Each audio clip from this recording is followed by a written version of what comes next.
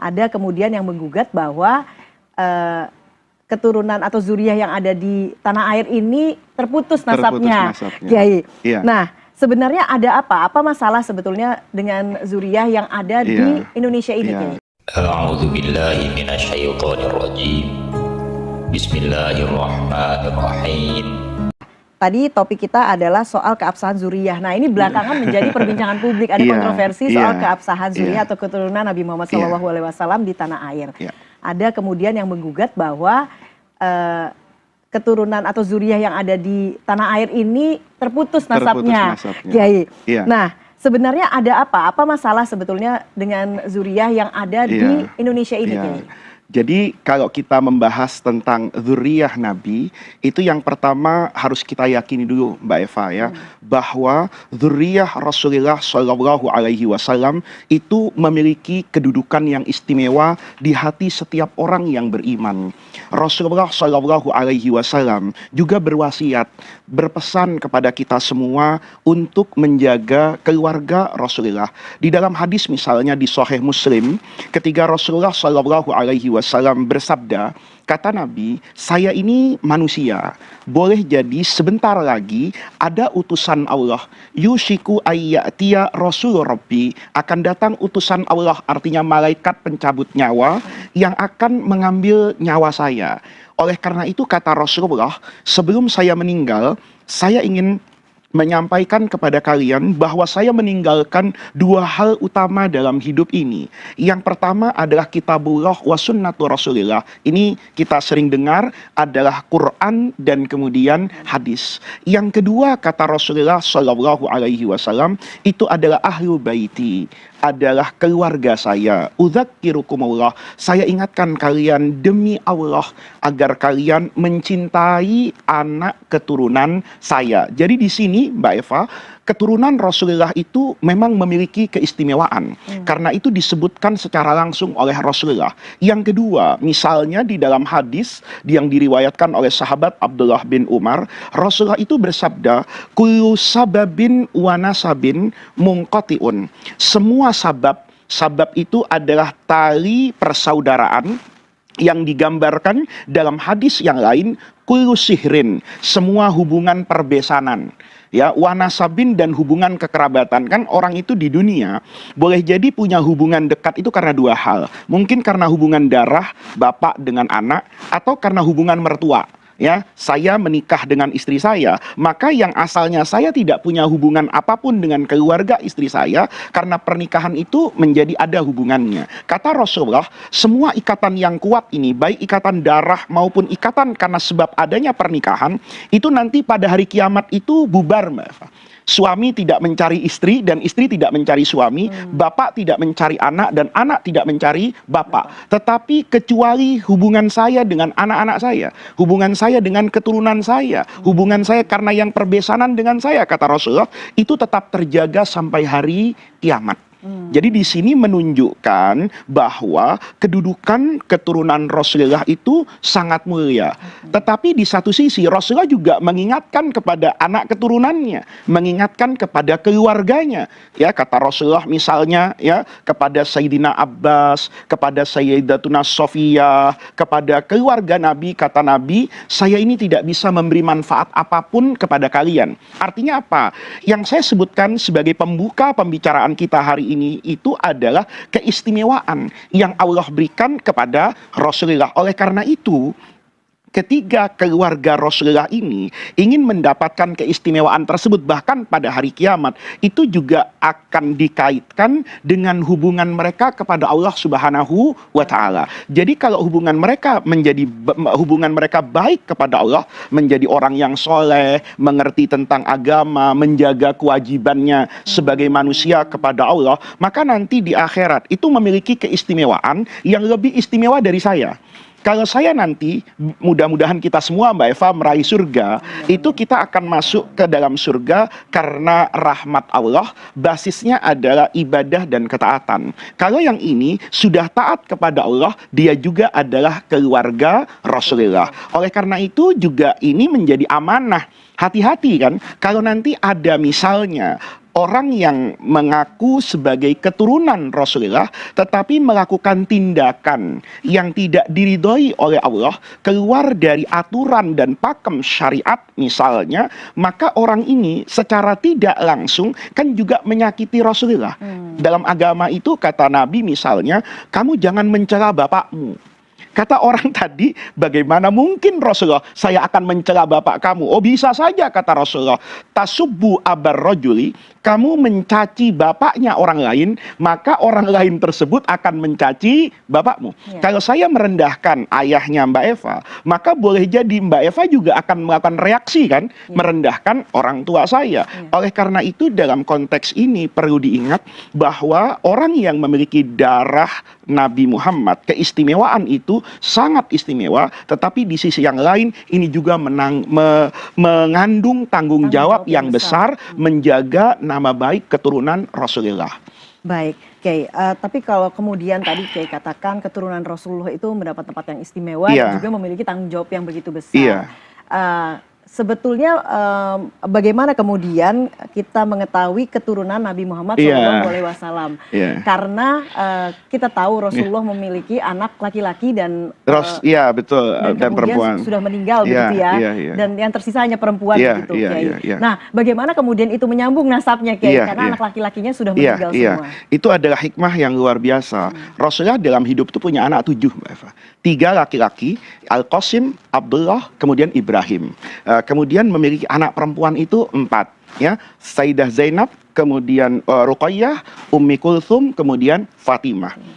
Ini yang meninggal bukan cuma yang laki, semuanya itu meninggal di masa hidupnya Rasulullah. Nah, hanya anak Sayyidah Fatimah, anak bungsunya Rasulullah, ini yang hidup setelah Rasulullah kira-kira 6 bulan, untuk kemudian nanti wafat juga. Nah, setelah itu pun, dan hanya Sayyidah Fatimah itu yang memiliki anak keturunan. Yang lainnya itu tidak Allah berikan rezeki berupa anak keturunan. Jadi memang hanya Sayyidah Fatimah yang menikah dengan Sayyidina Ali, kemudian memiliki anak 2 ini yang lahir dari rahim Sayyidatuna Fatimah, yaitu Sayyidina Hasan dengan Sayyidina Husain. Nah, menurut ulama ahli sunnah wal jamaah, anak Sayyidah Fatimah ini, Sayyidina Hasan dan Husain, itu disamakan dengan anak seandainya lahir dari putra Nabi yang laki. Jadi ada banyak dalil yang disampaikan oleh ulama-ulama tersebut, diantaranya begini. Kita mengenal betul ada yang disebut dalam Islam itu ahlul kisah, orang yang diselimuti oleh Rasulullah. Jadi ketika turun firman Allah, innama yuridullahu liyudhiba ankumur rijsa ahlal bait, Allah itu menghendaki untuk menghilangkan segala keburukan dan dosa dari keluarga Rasulullah. Ayat itu diturunkan oleh Allah kepada Rasulullah, maka Nabi memanggil. Memanggil Sayyidina Ali, memanggil Sayyidatuna Fatimah, dan memanggil 2 cucu terkasihnya, itu diselimuti oleh Rasulullah. Dan di situ Rasulullah mengatakan bahwa mereka lah ahlu baiti saya. Oleh karena itu nanti ya para pemirsa, pengertian ahlul bait itu ada pengertian am, ada pengertian khas, ada yang bersifat umum, ada yang bersifat khusus. Ahlul bait sebagai orang yang tinggal di rumah Rasulullah, maka di dalamnya termasuk istri-istri Rasulullah. Karena istri Nabi kan tinggal di dalam rumah Rasulullah. Tetapi ahlul bait yang dikatakan memiliki qarabah nasab dengan Rasulullah, yaitu anak keturunan dari Sayyidah Fatimah tadi, Sayyidina Hasan dengan Sayyidina Husain. Nanti kita bisa lihat posisi keduanya ini itu dianggap sebagai anak, artinya cucu Rasulullah, walaupun dari anak perempuan. Itu ketika ada ayat lagi, ketika Rasulullah Shallallahu Alaihi Wasallam itu sudah menyampaikan syariat Islam kepada ahlul kitab. Pada masa itu adalah Nasrani dengan Yahudi yang ada di Madinah. Setelah misalnya bukti-bukti kebenaran Rasulullah, keluhuran ajaran agama disampaikan, tidak juga percaya, maka diajak yang namanya mubahalah.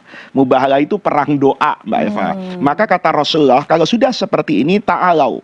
Kalau gitu coba kamu ke sini. Nad'u abna'ana. Kita panggil anak kami, wa abna'akum. Wa nisa'ana, wa nisa'akum. Istri kalian dan istri kami dan istri kalian. Wa anfus anfusana wa anfusakum, dan diri kita semua, tsumma nabtahil. Ayo kita berdoa bersama, kita berdoa kepada Allah semoga laknat itu turun kepada mereka yang berdusta. Nah, di sini Mbak Eva, ketika Nabi mengatakan, ya ketika ayat Quran tadi berbunyi nad'u abna'ana wa abna'akum, itu Rasulullah memanggil Sayyidina Hasan dengan Sayyidina Husain. Nah, inilah yang menjadikan banyak dari ulama Ahlus Sunnah wal Jamaah mengatakan bahwa nasab ini tidak putus, bersambung dari Sayyidina Hasan dengan Sayyidina Husain. Pertanyaannya adalah bagaimana mereka yang ada di Singapura, yang ada di Indonesia, yang ada di Irak, yang ada di Mesir, ini sebetulnya persoalan Ahlul Bait ini, kalau tadi Mbak Eva misalnya itu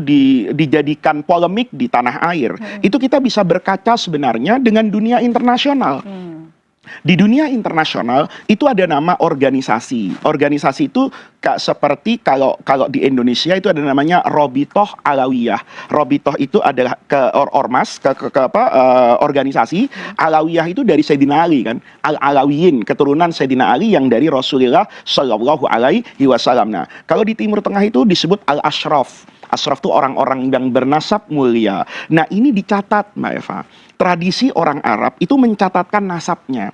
Beda dengan kita. Kita ini tidak peduli nasab hanya kecuali sebatas bapak kan. Karena itu ditanya ketika kita masuk SD, nama bapaknya siapa? Tidak menjadi tradisi kita untuk mencatatkan nasab kita. Nah, oleh karena itu, kenapa nasab mereka itu kemudian menyatakan bahwa saya adalah keluarga Nabi, karena mereka punya catatan nasab ini. Yang nanti nasab ini bisa bersambung kepada Sayyidina Husain dan bisa bersambung kepada Sayyidina Hasan, menyatu kepada Ibunda Fatimah yang menikah dengan Sayyidina Ali, dan Sayyidah Fatimah itu anak keturunan Rasulullah. Jadi di situ ada catatannya. Nah, adapun nanti polemik apakah ini nasab itu sampai kepada Nabi atau tidak, seperti yang ada hari ini. Kalau saya membacanya secara sederhana Mbak Eva, saya lahir dari tradisi pesantren. Kalau para pemirsa, saya tidak berarti kemudian mengkotak-kotakkan umat Islam. Saya lahir dari tradisi Nahdlatul Ulama, tradisi pesantren. Kita di pesantren itu mengetahui kebenaran ajaran agama itu tidak saja dari membaca Quran, tidak saja dari membaca, menghafal dan memahami hadis, tetapi perilaku dan tradisi guru itu juga menjadi bukti dari keabsahan sesuatu yang kita yakini kebenarannya. Maka kita dulu di pesantren itu melakukan apapun, itu mencontoh guru Mbak Eva. Karena apa? Karena yang namanya Al-Quran itu tafsirnya banyak. Belum tentu ketika saya membaca satu bagian tafsir, itu adalah tafsir yang benar. Tetapi ketika dilakukan oleh guru saya, yang pasti lebih mengerti dibanding saya, maka itu dijadikan satu keyakinan. Nah, oleh karena itu, berkaitan dengan pertanyaan yang paling mendasar dari Mbak Eva. Apakah nasab ini sah, benar, ya bisa dipertanggungjawabkan? Saya hanya melihat dari pengalaman saya berinteraksi dengan begitu banyak orang yang tidak saya ragukan kapabilitas keilmuannya dan integritas keagamaannya. Di Indonesia misalnya, hampir semua kiai besar, pemangku pesantren di Nahdlatul Ulama itu menaruh penghormatan kepada yang sering kita sebut habaib ini. Itu kita hormati tanpa kita juga menutup mata. Ada perilaku 1-2 orang. Ini kan kalau kita lihat perilaku yang namanya orang nakal, itu di mana-mana kan ada Mbak Eva. Masih ada ya Kiai ya. Mahasiswa nakal ada, pegawai negeri nakal ada, bupati nakal ada, ustadz nakal ada. Ya, di antara zuriyah Nabi kan tidak maksum kan, tidak terjaga dari dosa. Ya pasti ada seperti. Tapi ketika saya melihat guru-guru saya, misalnya ya para pemirsa bisa mencari lah bagaimana misalnya Kiai Maimun Zubair yang begitu alim, itu bagaimana menghormati para habaib, para kiai-kiai besar di Jawa Timur, di pesantren Lirboyo misalnya, di Sidogiri, itu menaruh penghormatan luar biasa. Saya yang punya pengalaman sedikit di Timur Tengah, saya melihat bagaimana seorang alim besar seperti Syekh Ali Jum'ah Mufti yang terkenal di Mesir, atau Profesor Dr. Muhammad Said Ramadan Al-Buti, itu menghormati mereka-mereka yang memiliki darah Rasulullah Shallallahu Alaihi Wasallam. Baiklah. Ya, terima kasih Anda masih menyaksikan Gapai Kemuliaan dalam episode Mengapa Nasab Nabi Shallallahu Alaihi Wasallam digugat. Kita lanjutkan kembali pembahasan. Nah, Kiai, tadi kita sudah bahas soal keutamaan dan keistimewaan dari zuriyah Nabi Rasulullah Shallallahu Alaihi Wasallam, dan juga bagaimana kemudian kita meyakini begitu ya bahwa memang keturunan dari Sayyidina Hasan dan juga Sayyidina Hussein itu bisa menyebar sampai kemana-mana, termasuk juga ke tanah air ya Kiai. Nah pertanyaannya selanjutnya adalah bagaimana kemudian kita harus bersikap atau memperlakukan keturunan Nabi Muhammad SAW ini Kiai? Jadi kalau kita lihat Mbak Eva ya, keturunan Nabi itu yang tersebar bahkan ke Indonesia, itu harus kita hormati karena banyak alasan. Yang pertama tentu karena dzurriyyah Rasulillahnya, karena mereka di dalam tubuh mereka itu membawa darah dan gennya Rasulullah, manusia yang paling sempurna, manusia agung yang harus kita hormati. Yang kedua adalah sejarah, bahwa mereka dzurriyyah Nabi. Kenapa sampai ke Indonesia? Itu dalam rangka dakwah. Jadi dulu di abad kedua Hijriyah, itu Ahlul Bait Nabi, keluarga Nabi, itu banyak sekali terlibat perselisihan politik di masa Umayyah, di masa Abbasiyah. Kemudian nanti setelah itu ada Imam Ahmad bin Isa al-Muhajir. Ini yang disebut al-Faqih al-Muqaddam di banyak literasi yang juga diceritakan oleh guru-guru saya, itu memutuskan merubah dari jalur politik menjadi jalur dakwah, menyebarkan ajaran agama, menceritakan keluhuran budi pekerti akhlak Rasulullah. Nah, di antara anak cucu mereka itulah yang kemudian masuk ke Indonesia. Makanya Mbak Eva, kita lihat tradisi keislaman di Indonesia itu banyak sekali mirip dengan tradisi keislaman yang ada di Yaman. Jadi mereka lah yang kemudian ikut menyebarkan. Dan ini para pemirsa, tidak berarti saya menafikan jasa Wali Songo itu juga luar biasa. Tetapi setiap peradaban itu kan selalu dibangun dengan kontribusi berbagai macam unsur di dalamnya. Nah, kita di Jakarta saja itu merasakan, saya ketika kecil ya, bagaimana para habaib itu mengajarkan ilmu keislaman, mengajarkan akhlak dari satu kampung ke kampung yang lain, dari satu musola ke musola yang lain, sehingga penghargaan masyarakat itu lahir karena mereka melihat bahwa para dzurriyyah Nabi ini bukan sekedar membawa kedzurriyahannya saja, tetapi juga menjadi guru dari kita semua. Nah, itu yang sebetulnya kita harus terus jaga. Gambaran yang sering diajarkan oleh ayah saya, oleh guru-guru saya, kita bisa hormat sama anak seorang presiden, kita bisa hormat sama anak pejabat, kita bisa hormat sama anak guru kita di SMP, anak guru kita di SMA. Bagaimana seandainya itu adalah anak keturunan Rasulullah Shallallahu Alaihi Wasallam. Nah, bagaimana caranya kita memuliakan habaib atau mungkin kita bisa mengetahui begitu ya Kiai? Mungkin kalau untuk yang awam mungkin masih bingung begitu mana yang tinggal baik, bertanya ya mana yang kan tidak semua hanya yang berhidung mancung ya. Pasti tentu ada catatan nasab keluarga. Itu kan di Indonesia banyak sekali ya marga-marga yang memang sudah teridentifikasikan bahwa mereka itu menjadi dzurriyyah Rasulullah. Maka kemudian setelah kita tahu mereka adalah keluarga Nabi, ya kita berikan penghormatan. Penghormatan itu adalah penghormatan yang utuh Mbak Eva. Kalau dia datang ke rumah saya, kalau teman saya datang, saya beri kopi. Apalagi ini anak keturunan Rasulullah yang saya pandang ini bagaimana rasanya Rasulullah kalau anak keturunannya tidak saya hormati. Nanti di akhirat kelak saya ketemu dengan Nabi, oh ini Faiz yang tidak suka sama anak keturunan saya. Kan itu beresiko buat saya. Ya, maka saya berhusnudzon, berbaik sangka saja. Kalau nanti orang itu yang berdusta, itu dia dosanya besar loh. Ngaku-ngaku keturunan Nabi kalau dia bukan keturunan Rasulullah. Yang kedua kata guru saya, menghormati anak keturunan Rasulullah. Itu kalau ada yang salah, itu disampaikan. Saya biasa seperti itu. Kalau ada misalnya pemahaman keagamaan yang saya pahami tidak seperti itu, tapi disampaikan oleh mereka al-ashraf para habaib, saya biasa melakukan dialog. Saya dengarkan dulu pandangannya. Boleh loh Mbak Eva.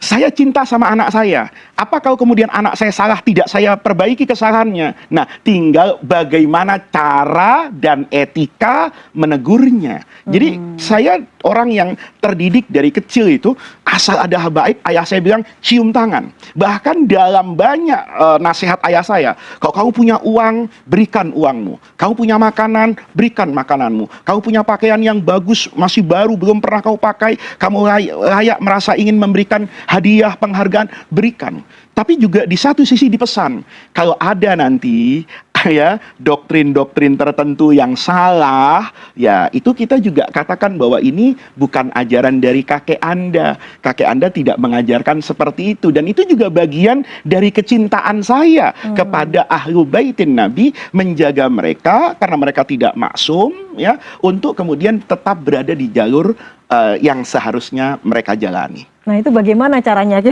supaya karena kan kita sebagai orang awam ini kan hanya rakyat jelata gitu ya Kiai ya. Sementara kita menghadapi seseorang keturunan dari Nabi Muhammad kembalikan semua itu kepada porsinya. Jadi kalau misalnya ada satu ajaran yang salah, ya, maka kita harus tahu betul nggak itu salah. Kalau itu memang salah dan itu yang kita pelajari dari guru kita, sampaikan. Maaf Habib ya, sependek pengetahuan saya dulu saya ngaji, guru saya tuh bilangnya begini. Mohon maaf, betul. Selesaikan urusannya gitu loh. Kalau Anda tidak merasa mampu ya aja orang yang mampu kan. Artinya ketika ada seorang dokter spesialis, kan kemudian tidak serta-merta pasien itu bisa membantah dokter kan. Mungkin bisa cari second opinion dari sesama dokter tersebut. Oke, baiklah, menarik sekali Kiai. Tapi kita akan lanjutkan setelah kita break terlebih dahulu ya Kiai ya. Jangan kemana-mana, Gapai Kemuliaan akan segera kembali sesaat lagi.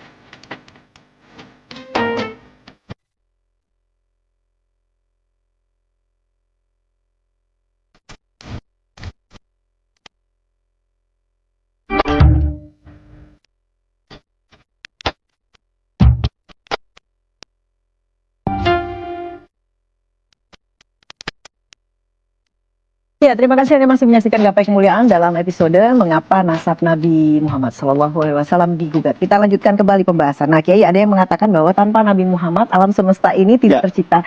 Dan ada yang mengatakan bahwa alam semesta ini tercipta dari Nur Muhammad. Nah, itu apa maksudnya Kiai? Jadi sebetulnya yang harus selalu kita ingat nih Mbak Eva ya, semua ungkapan yang lahir dari orang yang beriman itu jangan kemudian selalu disalahartikan atau kemudian muncul persepsi negatif. Misalnya begini, hadis itu menyatakan kalau kamu minta tolonglah kepada Allah. Jangan minta tolong kepada selain Allah. Nah, ketika ada orang sakit datang ke dokter, terus orang tadi bilang, dokter tolong sembuhkan saya. Apa serta-merta Mbak Eva ngomong, musyrik loh, minta tolong sama Allah bukan sama dokter. Ini sebetulnya kata-kata yang sederhana kan. Saya dokter tolong sembuhkan saya. Artinya Allah memerintahkan kepada saya kalau sakit untuk pergi ke dokter karena dokter diberi karunia ilmu oleh Allah mampu untuk mendiagnosa penyakit saya, memberikan obat yang menghantar kepada kesembuhan. Kan sebetulnya begitu. Nah, hanya kita secara singkat mengatakan, dokter tolong sembuhkan saya, tolong obati saya. Kan tidak mungkin. Saya bilang, dokter begini ya, yang mengobati itu Allah.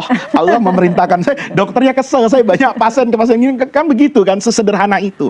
Maka ketika ada misalnya ungkapan, kalau bukan karena Nabi Muhammad, saya tidak akan menciptakan langit dan bumi. Atau langit dan bumi itu diciptakan oleh Allah itu karena Nabi Muhammad. Ungkapan ini kata guru saya dulu Profesor Dr. Syahali Jum'ah Mufti Mesir, itu perkataan yang sederhana kalau dipahami dengan keinginan berbaik sangka kepada sesama muslim. Kata beliau, baca ayat Quran. Quran menyatakan bahwa wama khalaqtul jinna wal insa, saya tidak pernah menciptakan baik kelompok jin makhluk atau manusia illa liya'budun, kecuali untuk beribadah. Maka ibadah itu menjadi tujuan utama dan pertama adanya alam semesta. Pertanyaannya, siapa orang yang paling sempurna dalam mengimplementasikan makna dari ibadah tadi? Kan itu adalah Rasulullah. Kan sederhana Mbak Eva. Kita kalau haji, itu ibadah yang tidak bisa ditawar-tawar, itu namanya Arafah. Maka Rasulullah bilang al-hajju Arafah. Haji itu Arafah. Apa berarti kemudian orang pergi haji langsung wukuf di Arafah gitu, nggak pakai tawaf, nggak pakai sa'i, nggak pakai mabit di Mina, nggak pakai lontar jauh, enggak. Tapi itu bagian yang paling penting. Maka kata Allah, kalau saya menciptakan jin bangsa manusia ini semuanya tujuannya adalah ibadah, maka Rasulullah itu kan menjadi simbol ibadah. Seandainya tidak ada Rasulullah yang nanti menyampaikan wahyu Allah, ajaran agama yang menjadi penutup dari semua ajaran agama yang menggambarkan kesempurnaan ibadah, maka tentu untuk apa Allah menciptakan langit dan bumi? Itu maknanya kenapa orang banyak mengatakan kalau bukan karena Nabi, maka Allah tidak menciptakan alam semesta. Jadi sebetulnya korelasinya dengan manusia atau makhluk Allah ini harus beribadah sebetulnya beribadah gitu loh. Dan harus menjadi seperti Rasulullah dalam beribadah kepada Allah. Nah, bagaimana caranya bagi masyarakat awam ini untuk memahami kata-kata atau kalimat-kalimat yang supaya tidak salah mengartikan seperti yang tadi. Makanya dulu guru saya Prof. Syahali Jum'ah itu selalu bilang gitu loh, kalau kalian menyampaikan kata-kata yang boleh jadi menimbulkan kontroversi di tengah-tengah masyarakat, Maka setelah menyampaikan kata-kata tersebut perlu diimbangi dengan penjelasan yang cukup gitu loh. Kayak misalnya Allah menciptakan tadi itu Mbak Eva sampaikan langit dan bumi dari nur Muhammad. Persoalannya, ketika Nabi dikatakan nur, itu kan tidak menyalahi kaidah apapun dalam agama. Orang sering bilang, Nabi itu kan manusia. Loh iya, tapi kan kita pernah belajar ilmu dalam bahasa Arab namanya balaghah, metafora. Metafora itu kan kalau orang berani dibilang macan. Kan kita sering bilang tuh, awas ada macan, ada macan. Tahu-tahu orang yang paling galak di kampung kita yang keluar kan. Nah itu misalnya dulu ada sinetron, ya kebetulan ini sahabat saya juga, disebut Bang Madit. Itu karena pelit kan. Itu teman-teman yang pelit, tiba-tiba disebut dengan konotasi nama itu kan. Nah yang seperti itu biasa. Maka ketika Rasulullah itu memberikan cahaya penerang kepada kehidupan umat manusia, maka sejatinya Allah menciptakan alam semesta itu kan dari cahaya itu. Allah menciptakan langit dan bumi. Untuk apa sih? Untuk makan. Nah, bagaimana makan yang benar? Lihat makannya Rasulullah.